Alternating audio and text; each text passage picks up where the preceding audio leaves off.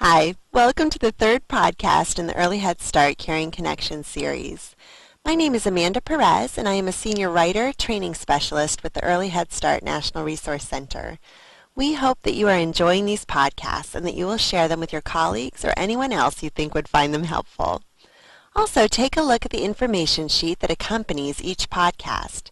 It will direct you to the resources that we refer to and Head Start program performance standards that are relevant to the information covered.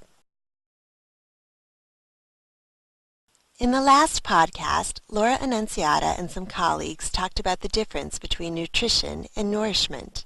They described how nutrition is getting food in the baby, but nourishment is making that feeding routine a rich social, emotional, and cultural experience. This podcast will apply those ideas to routines in general, and will look particularly at the importance of routines to the youngest babies. Sandy Peterson and Donna Whitmer define daily routines as the regularly occurring events that infants and toddlers experience during the day. You have them too, you know. Think about how you started your day.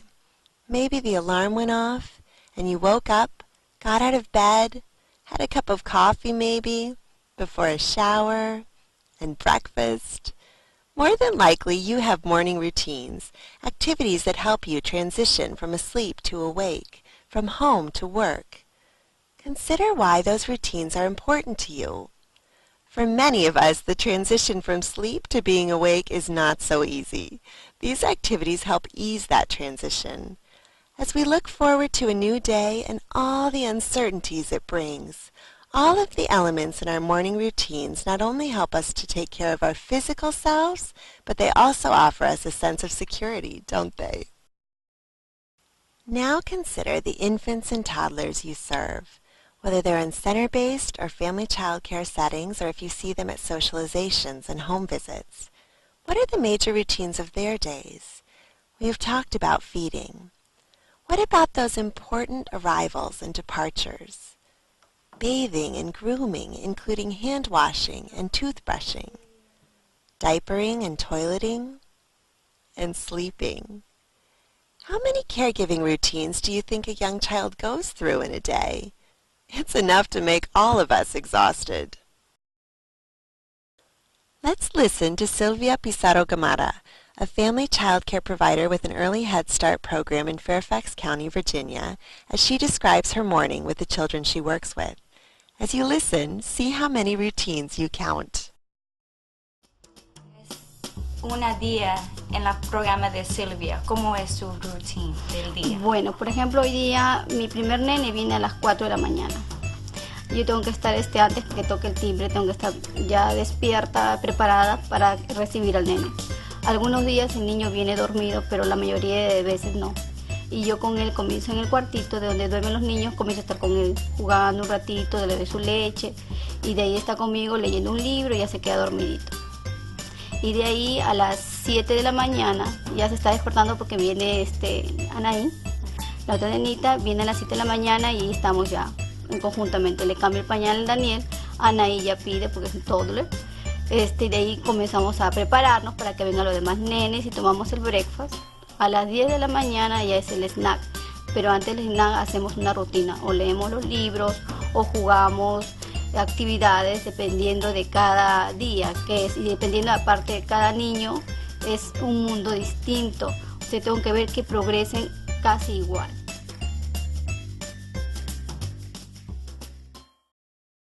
Wow! Sylvia listed 12 routines just before lunch. Did you hear her talk about the way that she individualizes them for the children in her care? For example, she diapers Daniel at pretty regular times, right? But is flexible to when Anai needs to use the bathroom. That seems obvious, but is a great example of why individualization of routines is so important to making sure that each child's individual needs are met in ways that make sense to him or her. Your days, your work are chock full of routines. Why are they so important to young children? Consider the youngest infant, a newborn. We often talk about how remarkable the youngest children are, how much they are learning, and they are, but they enter the world completely dependent on adults to take care of them. Physically, they need safety, nutritious food, good health, and sound sleep. Remember that sense of security you get from your morning routine? For young infants between birth and 8 months, their primary social and emotional goal is to develop a sense of trust and security in their environments and with the people who take care of them. When they feel secure that their needs will be met, children can devote their attention to learning all that the world is offering them. One way that we can provide that sense of security is to make sure that the routines in childcare or in socializations mirror, to the extent possible, the routines used at home. Angie Godfrey, the infant toddler specialist at the Office of Head Start, talked about this and showed a short clip from an early Head Start program during the webcast, Beyond Sweet Dreams and Bedtime Stories. Let's listen in. It is so important that program staff talk to families and work with them to ensure that the infants and toddlers in their care find comfort in the routines they know from their home. In the following clip, we'll see how one program began using a cradle board to help a child sleep after talking with the family to find out what worked best at home. Are you ready to go take a nap? Are you ready for a nap? Little Raven Limpy is a teacher at the Arapahoe Early Head Start Center. Infant Haley was having difficulty sleeping. In her role as partner with the family, Raven sought help from the home. He said that he had a cradle board. It was given to her by her great-grandmother, and that he put her in there after a feeding. So I asked him if he would bring it in, and I would put her in there, and so that she could have a good nap. I sang to Hallie a lullaby that was sang to me by my grandmother.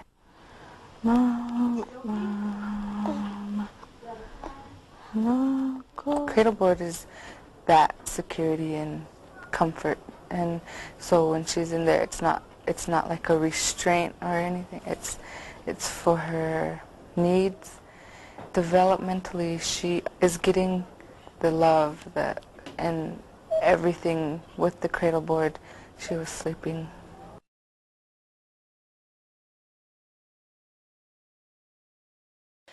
So in childcare settings and socialization, staff can really incorporate elements from home during routines to support children in building that sense of trust and security. This is important not only in sleep routines, but in all the daily routines in the program, from arrivals and departures to toileting. Consider your program. How do you learn about family routines in ways that support each child's sense of security? Routines are important for home visitors, too. In the following clip from the audio conference Laying Foundations, Supporting Social and Emotional Development in the Earliest Years, a home visitor, Maggie Anderson from Education Connection, talks about home visiting with a 3-month-old named Joel and his parents. The routines of my weekly home visits and the predictable structure of the visits in turn encourages and supports the family in creating their own routines. For example, the routine of mom and dad diapering, offering Joel teething ring to hold, followed by a bottle and then some tummy time, provides the same sense of security for Joel as our predictable home visits provide security for mom and dad. So, on home visits, Maggie does 2 things. First, she talks with families about the importance of their children's routines. Then, through the regular scheduling and structure of her home visits, she offers Joel's family the same sense of predictability and security that Joel needs. If you're a home visitor, how do you talk with families, particularly families with the youngest babies, about caregiving routines? And how do you structure your home visits so that adults and children in the family feel the same sense of security that Maggie describes? Routines seem so simple, so basic, but their importance is vast. Let's close by listening to Magda Gerber, the great early childhood thinker and educator, as she talks about routines. This is a clip of a mother changing her baby's diaper from seeing infants with new eyes. As we listen to Magda, you will notice that this is an older clip, developed in the 1980s, But while our ideas about safety in cribs and how to diaper a baby may have changed, the importance of relationships and interactions between a young child and adult has not. Listen to Magda's message and watch the rich exchange between this mother and her baby. You read in books usually talk about teaching your child, stimulating your child, playing with your child, entertaining your child, but very seldom do they say what happens while you care, because it is during the caring that you really develop, hopefully, a caring relationship. I'm going to undo it. Here, unzip, unzip, unzip. Okay, now, just put one on. This is the one thing you do while the child is close. You cannot do it via distance. You have to be there. You look at the child. You talk to the child. You talk about what you are doing together. You talk what you expect from the child. And all these are incredibly important learning experiences, emotional experiences, refueling experiences for both parties. And Magda reminds us of the importance of nourishment during these routines that take up so much of a child's day. As parents, child care providers, and home visitors, we have an opportunity to make the very most of that time. So don't just feed a baby, nourish her. Don't just help a toddler learn to brush his teeth, nourish him. Caring for infants and toddlers is more than just daily routines. It's about using those routines to nourish the infants and toddlers you serve. Thanks so much for joining us today. You can look us up at www.ehsnrc.org or on Head Start's Early Childhood Learning and Knowledge Center at eclkc.ohs.acf.hhs.gov for more resources designed to support you in your work. Stay tuned for the next Caring Connections podcast on environments hosted by Jan Greenberg. This is Amanda Perez at the Early Head Start National Resource Center, wishing you all the best and some nourishment, too, in your work.